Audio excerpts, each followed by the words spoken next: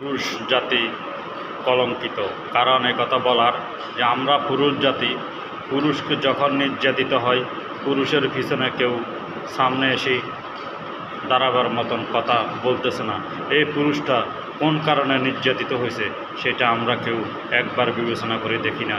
হায়রে ভাই, আমরা যে পুরুষ কষ্ট করলে আমাদের মা বাবার মুখে হাসি ফুটাতে হয়, আমরা সেই পুরুষ জাতি নারীদের হাতে কী কারণে আমরা নির্যাতিত হব সেটারও তো একটা ফয়সালা আছে।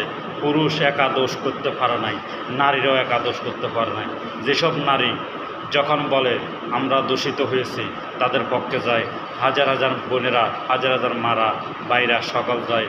আপনারা আন্দোলনের জন্য আপনারা রোডে নামে যান, কারণ তারা একজন দেশের নারীর জাত, মায়ের জাত, আমরা সকলে এটাকে সম্মান করি।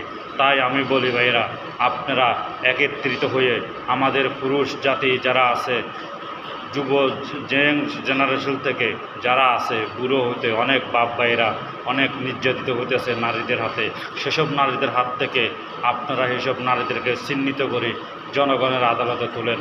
সে যেই নারী পুরুষকে নির্যাতিত করতেছে, সেই নারীকে যদি পুরুষে একটা কোনো কারণে, কোনো সমস্যার কারণে একটা বাড়ি দিতে যায় বা একটা সোয়াদ দিতে যায়, তখনও যা পুরুষে নারীকে নির্যাতন করেছে। কিন্তু আমি বলি, নারী কখনো এক হাতে তালি বাজে নাই। আমরা সকল পুরুষ ভাই যারা আছি সকলদেরকে বলি, যে নারীরা আপনারা দেখছেন একটা ছোট নারীরা ছাড়া, নির্যাতিত ছাড়া, যারা বলে বড় নারীরা নির্যাতিত হয়েছে, বয়স্ক নারীরা নির্যাতিত করতেছে, তারা কলঙ্কিত হইতেছে, তাদেরকে কখনো যাচাই বাছাই ছাড়া কখনো তাদেরকে পোজ দিবেন না। আপনার লগের আপনার ভাই রোডে চলে, একজন পুরুষ কোন কারণে নারীদের হাতে রোডের উপর নির্যাতিত হবে সেটার বিচার করতে হবে।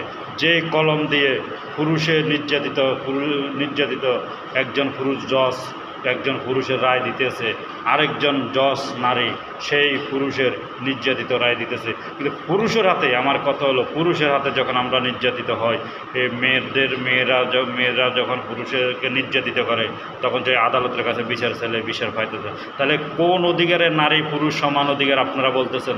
তাহলে আমরা পুরুষেরা ঘরে বসে থাকি, আপনারা নারীদেরকে রোডে কর্ম করার জন্য আপনারা রোডে বাইরে করে দেন।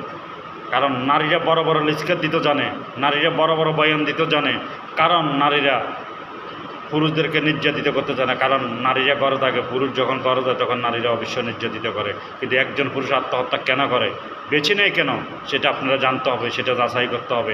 আমি বলি বন্ধুরা, তোমরা না জানি কোনো পুরুষের বিপক্ষে কোনো স্ট্যাটাস দিবে না। যেই নারীরা বলে কলঙ্কিতেছে তাকে বলবা তুমি, তোমার দোষ শতের ভিতরে, তুমি যখন পুরুষকে নির্যাতিত করছো